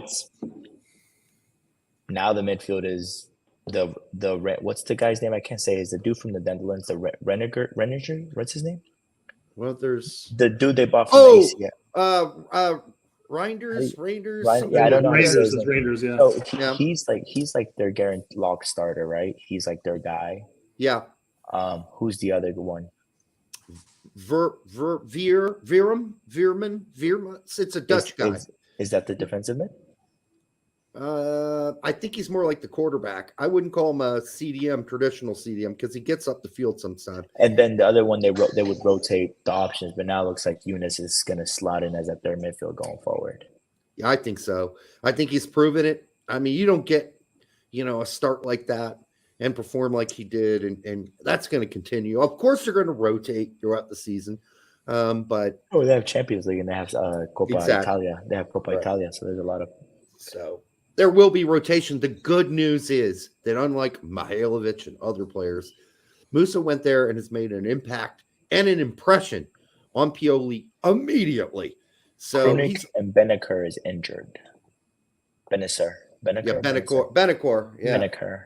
Yeah. Kronik is hurt. Real quick, I guess while we're talking about AC Milan and Pulisic and everything, with Milan Twitter handle Milan Data, they say Pulisic has attempted 10 shots in Serie A this season, resulting in 4 goals. Furthermore, only 2 of the shots have been blocked or off target, giving him an on-target ratio of 80%. God, thank God that was all. I was just wondering we were going to hit us with expected goals in a second. Well, maybe. Let's see. Nope. Speaking of expected goals, How about my boy Balogun in France, man? Hell yeah! Big time claps, man. Because he's coming in hot after he had that. Yeah. We know what Goodness, he happened. rebounded from those PKs. That and you know what I tweeted and it went viral. Balogun has short-term memory. you got to as a center forward. He has short-term memory. He Yep. dwelled on it, sucked, was upset, on to the next, scored the next game, scored the following game, coming in hot, 3 goals in 2 games. He's gonna score against Germany. I hope you're right, and I hope he's not as frustrated as he was the last time that he had to play for Greg, which is gonna be frustrating for most. Fuck, I completely forgot that Greg doesn't know how to use him. Yeah, exactly. That's the problem. It's Now, not just him. It's not just him. It's all lines. The thing with Tillman being hurt and that being Greg's option this camp, he's gonna go back to MMA, or not MMA, but like the 3-man midfield, and Balogun's not gonna get much. He's gonna be checking back too far, like the 9 always. He's not gonna does get in much MMA. service. He's not gonna get much service. I'm sorry, I couldn't think. Unless, like Brett says, he gets the start, and with the first 45, Reyna starts. I don't think What? Gio. I think Gio should start. Don't get me wrong. I am pushing for Gio to start. I on know you Saturday. do. Yeah. But I do not believe that Greg is gonna go with Gio on Saturday as the starter, as much as he should. I don't think it's gonna happen. I think he is gonna go Luca, Wes, and Eunice. And Balogun is not going to get much service, and it's going to frustrate him. With Balo, but worst comes to shove, Gio starts on Tuesday against Ghana as a 10. Balogun gets service. Right. But what if Balogun doesn't start on Tuesday and Pepe gets to start, and then Pepe looks good because he's the one who gets to play with Gio? You know what I'm saying? Yeah. So, whoever gets to play with Gio is going to look. It's better, gonna look better. That's the thing. So I'm pretty sure Balogun is pinned as a starter for Saturday afternoon. He's guaranteed to start. He's in form. He's hot. Oh yeah. That's Greg's guy. He loves Balogun, but he's not gonna get to play with Gio because Balogun's probably gonna get subbed out of half when Gio's coming in. So yeah. So it's just really hard to figure it out. Could be. I hope you're just wrong on that one. And I just hope Gio starts then. I just hope Gio starts. I hope Gio starts both games. And then second half, Greg can go back to his 4-3-3. It would also put to bed all the talk about as far as Greg and Gio of whether or not they are actually going to mend their professional relationships if he starts them, because all of a sudden you can't say like, well, he only gave Gio like 10 minutes, blah blah blah. Well, you got to give him at least 20 because that's what his club did. So if he can play 20 with a club, he can play 20. I'm giving him a half. I'm giving him 40. Me personally, I know this. He can play 90. By the way, people need to stop with the whole Gio's not fit. Gio's not playing at Dortmund because the coach ain't playing him. For the past 2 weeks, Gio has been able to play. He just his number hasn't been called till this past weekend. So at worst, Gio can give you 60. Right now, if the game was tomorrow, Gio can give you 60 minutes. This is from the boy himself saying, I'm good for at least 60, 70. I can play 90 if needed. These are his fucking words when I asked about if he's good or not. So, but Greg wants to, ease him in, and that's cool. But that's also really just Greg being Greg, using that excuse that his coach is saying he's not fully fit, so I don't have to play him because his club is saying he's not fully fit. So getting a 100% Gio for 90 minutes doesn't seem likely since he hasn't played since June. Yes, he could go in there and play 60, 70 minutes probably. He could probably play the full 90 and, start drifting off there, of course, because there's a difference between being in shape and, yes, that's playing match fitness. So you start getting tired. But he played with the U23 the full 90.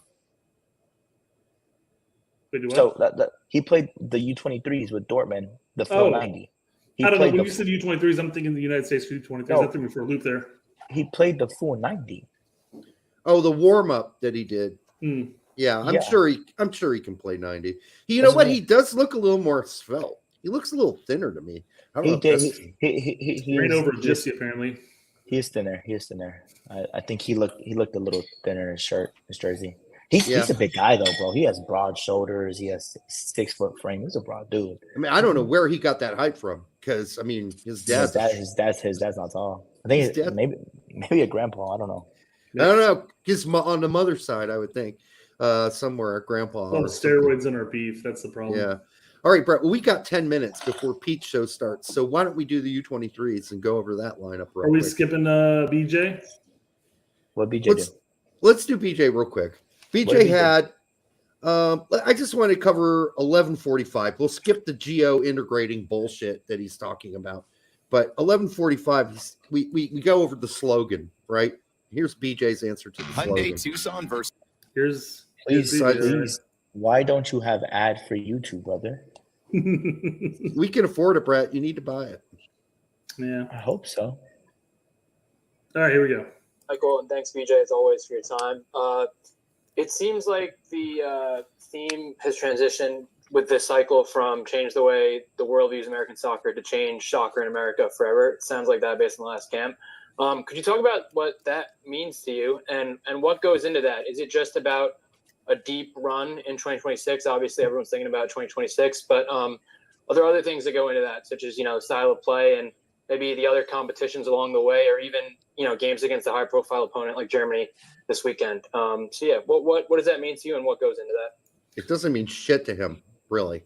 No. I mean, honestly, it's so undefined. It's such a fucking pie in the sky. It can mean anything.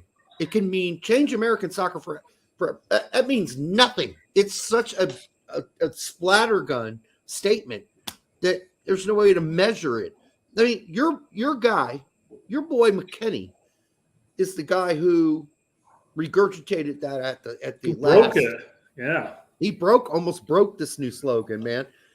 I'm not asking you to say if he laughs behind the scenes about it. Well, I'm not going to do that because we don't need to get Weston in trouble. But what's the conversation? Sorry, I was reading the comments. I heard what Beat they said, but what's the problem with him saying that? No, the question was the transition between the two slogans. The one that was, we're going to change the way the world views American soccer to, we're going to change how America views soccer, or whatever the fuck it is word for word. Okay, so what's the issue with that? The issue is I never understood this. Whenever you had something to say about what Weston said, I never understood why. I guess I wasn't catching on. No. We didn't have any problem with Weston at all. The problem is that Greg has to come up with these stupid, undefinable slogans. And then do you think that's Greg though? Yes. Greg came up with, we're going to change the rest of the world views American soccer. And then he claimed in the last video that he just did with the team that's in fact what they did at the World Cup, when that's bullshit. The people that have changed the way the world views American soccer are how McKennie, Pulisic, and other guys have played for their club teams. I think he's trying to say at the national team level. I think the world has caught on that American players can play in Europe. I think but that had nothing to do with Greg. No. Nothing to do with Greg. But Greg's taking ownership of it. This is his generation. Whether we like it or not, he has 8 years with these boys. So yeah, but come on, dude. If you didn't watch the last U.S. soccer video, Greg clearly says. I never watch these things. I know, but what he says, and I'll just cut it down for you and sum it up. In the video, he basically says what we did in the last World Cup changed the way, and you're trying to say that the players are the reason for that. Yes, the players changed it. Greg did shit. Greg got outcoached versus the Netherlands. We got outplayed. We got beat 3-1. He didn't change dick. We've been past that round before. Bruce Arenas got us past that round before. We didn't change anything. That's exactly where the rest of the world thought we would die and lose against the Dutch. And so I don't think we changed dick of anybody's view about American soccer there. What changed is the way our guys play for their clubs and the level of the clubs that they're playing for. High level, the best teams, PSV, first place.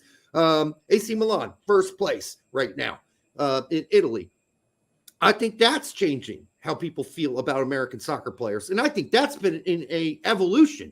actually. It's not just been overnight, and it didn't just suddenly spark out of Berhalter's asshole after the World Cup, which is what he's claiming happened. I think it's so disingenuous, and now we're going to change the way America views soccer, U.S. soccer. I don't even know what that fucking means.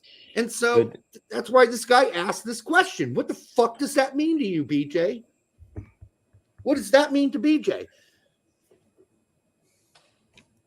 These slogans are useless. It's all my point. They're disingenuous and they're useless. And I don't know why we have them. And I don't know why we make our players regurgitate them, because they're silly. It's what they are. They're silly. And then BJ's going to now have to answer this question, this silly question, because it's now plastered everywhere. We're going to change the way America views U.S. soccer. What does that even mean? BJ can't even tell you. Watch. Is Christian Pulisic better than Dempsey? Yes, he is. I guess my only take real quick before I play BJ's is that I just think the slogans are cringe. They're cringe. They are. They're incredibly silly, and they get brought up every presser by players and coaches. Now, again, I don't think the players necessarily are going out there ready to drop it once. I think there's a quota, like, hey, you have to say the slogan at least once in the presser. I don't think so. I'm joking about that, but still. I'm gonna be honest with you guys though. Weston isn't a yes man. He's not. No, we know that. He's not a yes man. That's why I firmly believe that whether you think the slogans are cringy or not, they probably are. I think Weston believes it.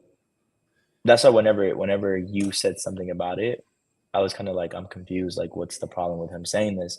Because I genuinely believe that Weston believes this slogan. Like, I think Jenny believes in it because he's not a yes man at all. I would agree. He must agree with it, or he's doing it tongue in cheek. Either way, it doesn't matter because I don't want to get Weston in trouble. So I've never even asked you to ever ask what he thinks of it. But since you're saying he believes it, that's great because that's coverage. But for me, when you ask the assistant coach what it means, and he has no fucking clue how to answer the question, which is what he's about to do, it's just uncomfortable. And there's no reason to put anybody in a situation because he's just going to say it's all above. That's what he does. That's what he says here. It's all of those things.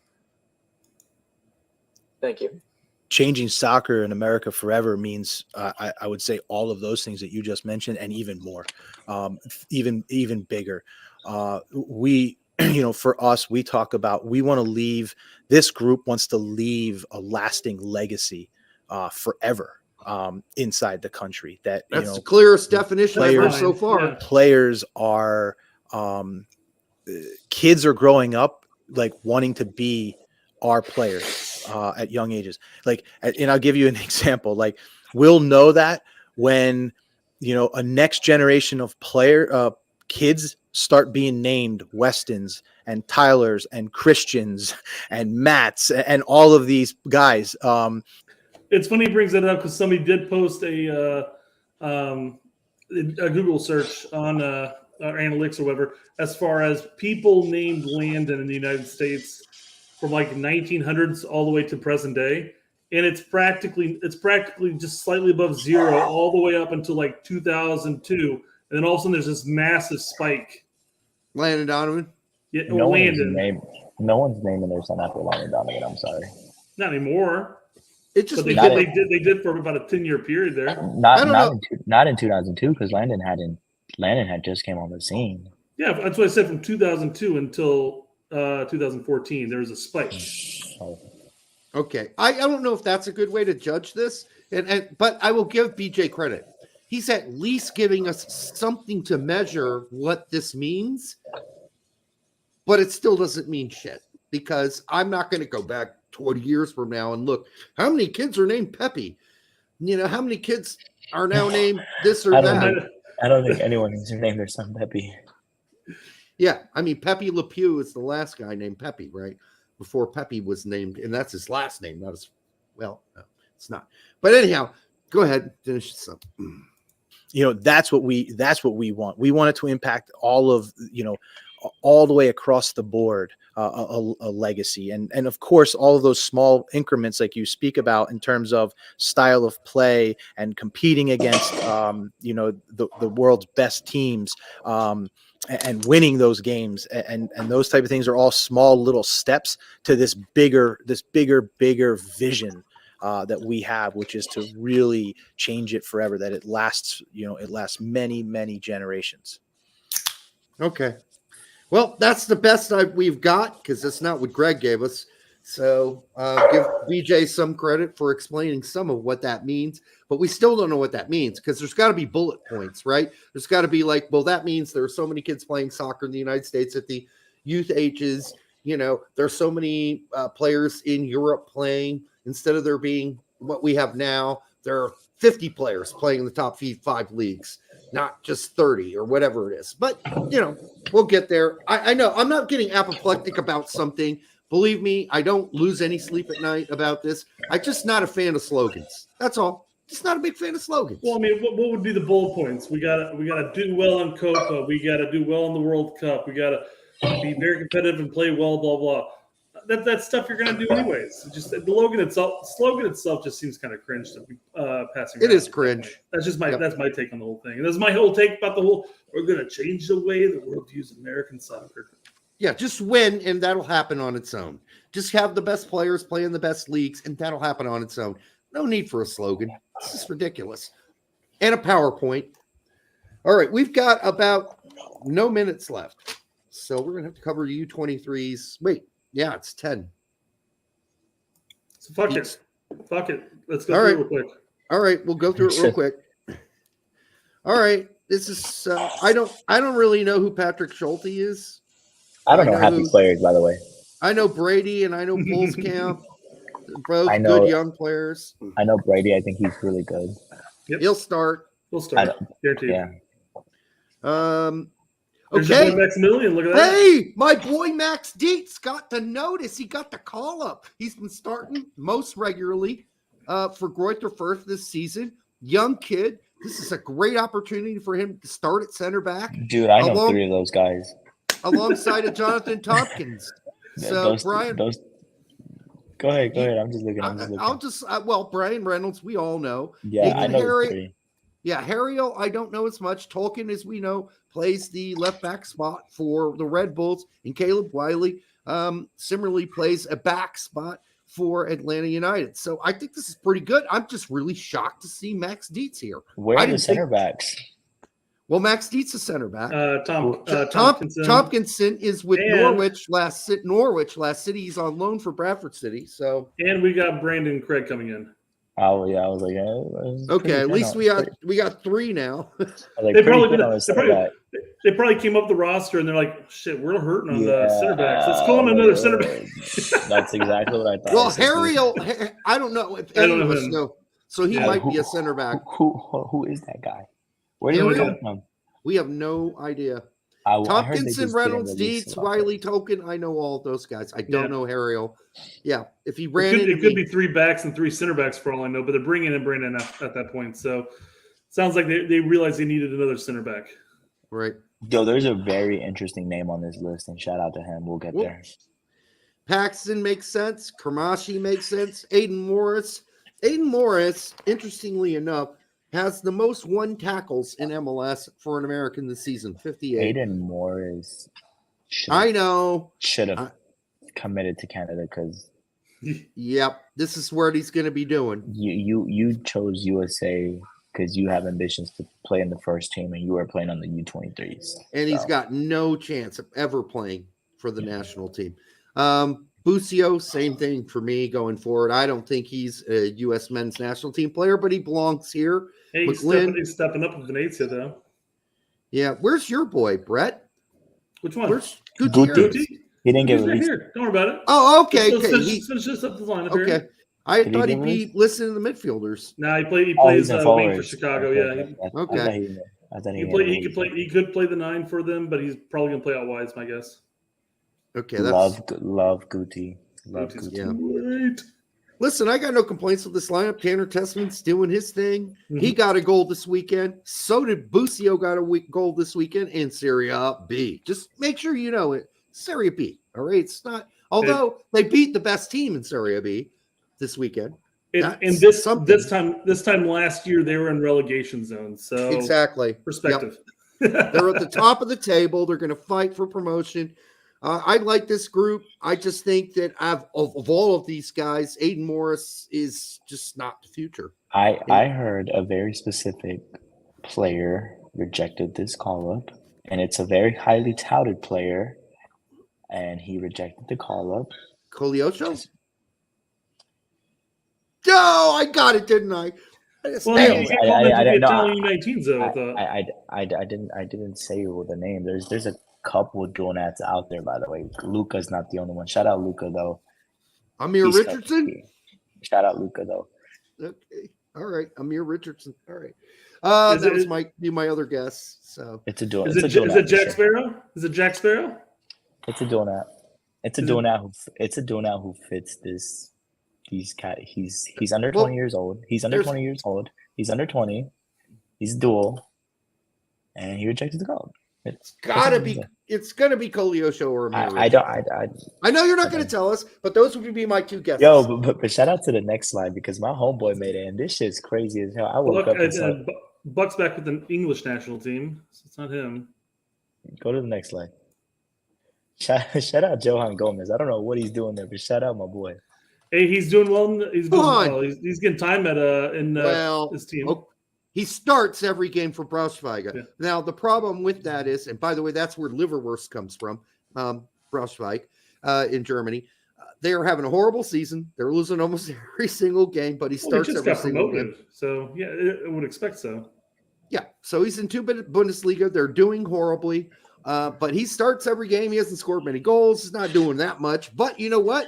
At that age group, it's a good guy to call in. I also like bringing in Vasilev back into the fold because I think, he had a promising start at Aston Villa and he's doing really well in MLS. So don't know Bernard Kamungo.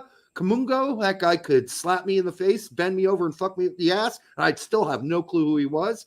Duncan McGuire's been scoring goals. Yeah, I know who he plays for, but I've never seen him play. Duncan McGuire scoring goals in bunches for Duncan McGuire.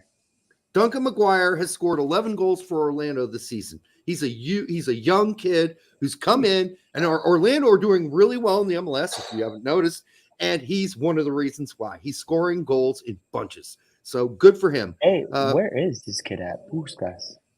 He didn't get released or something? He should be here. Maybe not. I mean, his team's playing currently, so probably not. I mentioned they don't. Yeah, it's FIFA week. What are you talking about? U23. Do you have to release for U23 window? You don't. But you do not have to release. But I get it, but it's FIFA week. Like you're not even playing. Yeah, I don't know. Hey, he's been pretty fucking solid for the team. Do you want to take the chance of sending him to U23s and getting injured? Okay, I don't know. If it was called to senior team, they have to let him go. But to this, they didn't have to. But they're not playing, so whatever. But the Olympics is a big deal, man. It is for people who like the Olympics, but soccer people don't care about the Olympics. Yeah, Olympics is a big deal for basketball. Yeah, it's bigger for other sports, but soccer, it's a minimal of interest sport. So injured. Okay, so there we go. Pukstas is injured. Taylor Booth this is the secondary option for him since he didn't make the big boy team because he's not fully healthy. He's only going to play like minimal minutes for the first game, probably like 10 or 15 because he's not fully fit. That's what confuses me. Utrecht releases this, man. And, Is the kid you're talking about, the under 20 kid, is that the Japanese American goalkeeper that shows Japan? He's not going to tell us, Brett. No, that was a pretty. There's actually two. One's a bit. There was actually two players who denied this call up, due to commitment issues. One's a bigger deal than the other one. The other one he's still a household name for most U.S. fans. So there's actually two, but. A household name, for Christ's sake, a soccer player. Like household name, like. The casual USMNT fan, the most fans know who this kid is. Because of his dad? No, because he's a good player. Okay. All right. Well, we'll have to think about this and get back to you on that. You're not going to give us the answer anyhow, so it doesn't matter. I mean, I'll give you the answer backstage. Okay. Well, we're about to end this, so let's hear it. Esmir Bajrak Tarovic. Bajrak Tarovic. Now, I gotta get so you're trying. Thank goodness you said that. Esmir Bajrak Tarovic. By the way, I'm pretty sure Christian's going to be on this team when it comes down to it in the summer. Oh, because they get some older guys on the team They too. get three Yep. eligible. Yeah, Does Olympics come close to overlapping with Copa though? No, this Olympics is in July and August. When's Copa? It overlaps with the preseason. It depends if Milan wants to release them. I think you're going to get more older MLS guys like Morris. No, I know, but I'm pretty sure Christian's going to ask specifically for him. Really? Christian wants to play in the Olympics. I don't blame him. I guess that's kind of a historic thing. I mean, even tennis players, when tennis was added to the Olympics, were like, yeah, I'll play it. Yeah, So, Christian wants to play. I'll bet nobody cared that they were playing the Olympics tennis because it's not a normal sport for tennis except for the recent decades. So everybody's like, oh, that's fine. All right. Well, you know what, folks? That's going to do it for tonight. And I want to thank 29, a.k.a. Diego, for coming on the show and helping us out and get through this couple hours that went by like lightning. I can't believe somehow an hour and 56 minutes has passed. But he'll be back with us, as you heard, for future shows. So keep your ears and eyes open. Next Monday. Live from Radio City, Nashville. I'm going to bring a guest. We got a secret guest coming. We got a guest on Monday. Hopefully it's no one offended by anything we've said. It's a long list. Yeah, I know. I do know a couple of the guys that watch the show on the team. So hopefully, we don't get somebody who's upset about some joke we've said, because it's been a joke. It's just a joke. All right. Make sure you like, subscribe, share it with your grandma. And of course, say hi to your stepsister for us. Until the next time on the Straight Red Card, peace out. Good night.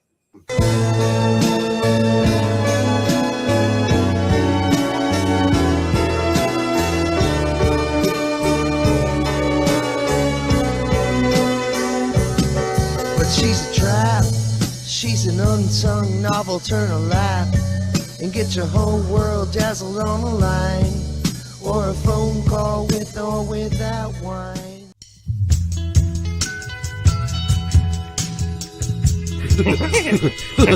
That hurt. I'm tuned in like crazy, and I'm pretending like I know what they're doing, and I'm the articulate and intelligent Greg's a bitch.